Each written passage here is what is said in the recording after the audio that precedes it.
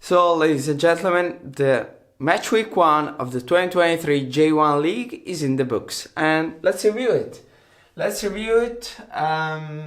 We had some fun games. We had a lot of scoring actually. That we see especially in the game in Sagan. But let's start with the J2 champions facing Cerezo Osaka in Osaka. This was a really fun game, and I predicted it well. That's something that happened like for half of the games, and I consider this a win for me. So it's RBX that actually opens the scoring with a goal at the 22nd minute by Taniguchi. Taniguchi scores, they open the score, and Cerezo responds with Tameda at the 28th minute. He ties the game. The game basically stays the same until the 75th minute when Okuno puts Cerezo ahead. Everything seemed going well. Shinji Kagawa first game at home seemed going to a victory, but no, it's Chiba at the 80th minute that puts the final score 2-2. RBX get a great point. The game was pretty much balanced during the first and the second half. Really, RBX had a great first game back in J1 after 5 years, and yeah, they have to be satisfied for this. Second game, FC Tokyo against Urawa Red Diamonds. Well, I don't know if Urawa played bad or Tokyo played really well, but it was a great game by FC Tokyo. They opened the score in the second half with a known goal by Koizumi at the 66th minute. Then Watanabe at the 74th minute puts the word end to the game. Also, this one we can argue that it can be a game, an own goal, because there was a touch, like a really important touch from the defensive player in the Watanabe shot. But yeah, they awarded it to Watanabe. I usually prefer when they award actually the goals to the attacking team, because I mean, at least the defender is not doesn't feel the guilt, and the actual other player gets a goal, and that's always nice. And again, FC Tokyo, I'm seeing them as title contenders. Never say never. It's really early in the season, but never say never. Next game in Kyoto, Kashima win it all in the first half. And yeah, they pretty much dominated the game, let's be honest. Especially in the first half, where they were the only team on the pitch, and they showed it on the scoreboard. Pituca opened the scores immediately at the 8th minute, and then Chinen puts the final result 2-0 at the 34th. Yeah, I'm starting to have a lot of technical problems. I'm gonna improve my stuff. so sorry about that. Let's continue. So as I was saying, Kashima, they basically closed the game in the first half. Kyoto, they have to improve because that wasn't pretty. I didn't like it. Yeah, they surely have to, because otherwise, yeah, we saw how it went last year. But yeah, it's early. It's really early in the season. I don't want be dramatic or anything, but that didn't look great. And let's move on. In Hiroshima, we have Hiroshima against Hokkaido Consadole Sapporo. It was a nice game. None of the teams actually managed to open the score, and this is actually the only scoreless game of this match week, because of course also Kawasaki and Yokohama Marinos, they scored a bunch of goals. So yeah, the only scoreless game, but it was a fun one anyways, and a pretty balanced one.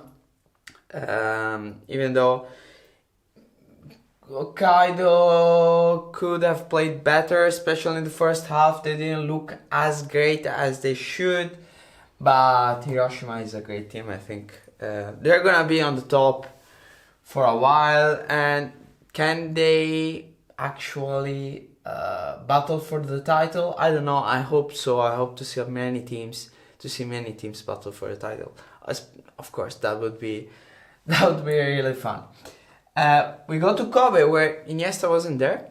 I said, oh yeah, the game that people are hyped up because everyone is always hyped up for Iniesta in Kobe. Well, he wasn't there, but no worries, because it's Patrick that scores.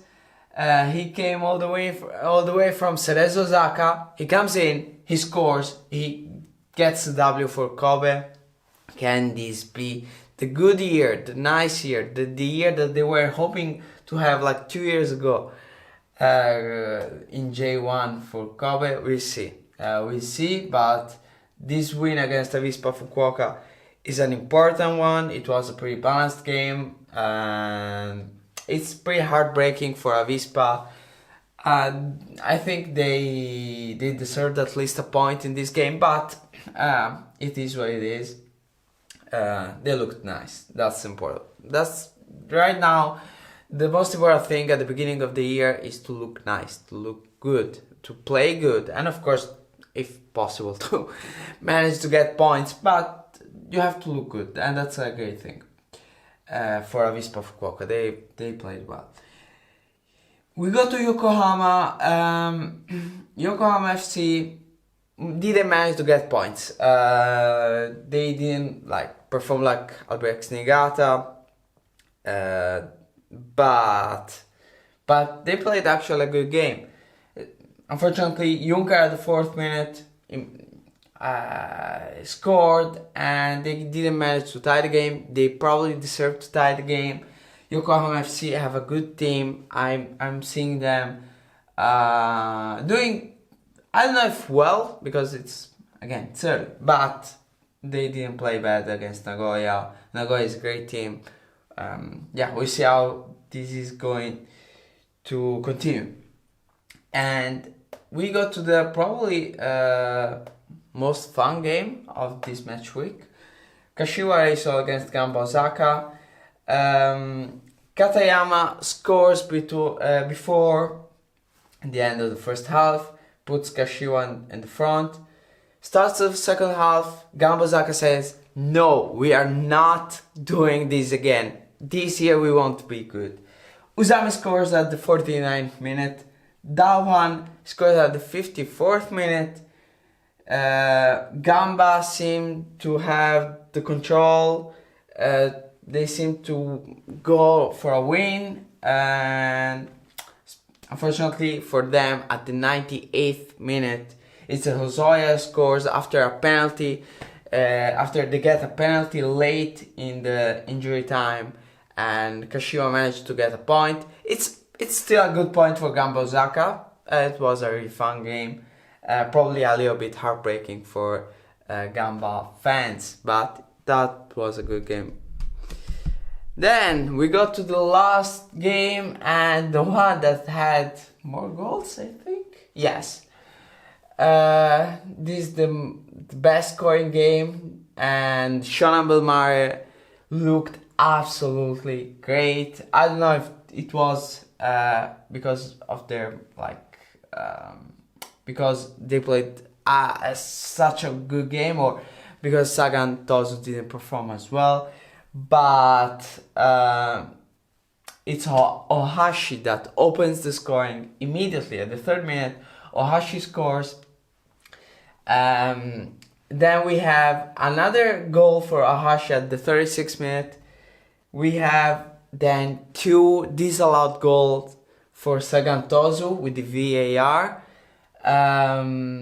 If I'm not wrong, it's the 2nd goal by Ohashi, or the 3rd by Hiraoka that comes just before the end of the half, that initially was disallowed by the VAR and then allowed by the VAR. Sagan Tozu I mean, I imagine Tozu fans being a little upset because, of course, the VAR was awful for them. But yeah, and all these reviews give 9 minutes of injury time, and we have 2 goals in the first half injury time. That's something that doesn't really happen often. Hiraoka scores, as I said before, at the 50th minute, basically, at the first half.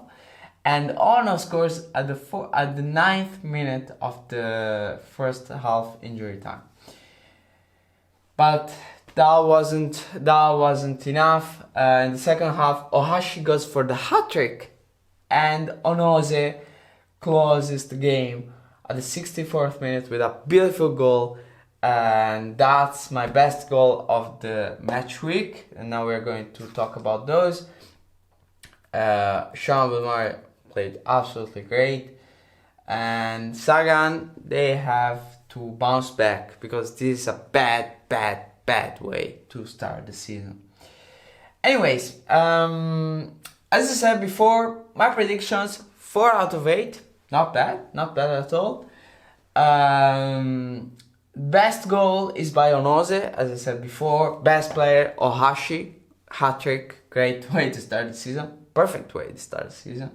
And the best team, of course, is Shonan Belmare, and they absolutely played great. And yeah, best goal, Shonan. Best player, Shonan. Best team, Shonan. Congrats to Shonan Belmare. A great way to start the season. And that's it for my match week 1 review. I hope to see you again soon. I'm gonna continue with the previews during this week because, of course, the season started, but I mean I can still do the previews. It's not bad, even 1 game in. And yeah, if you liked the video, please like it. If you really liked it, consider subscribe. Comment in the comment section down below if you want to say something, and see you next time.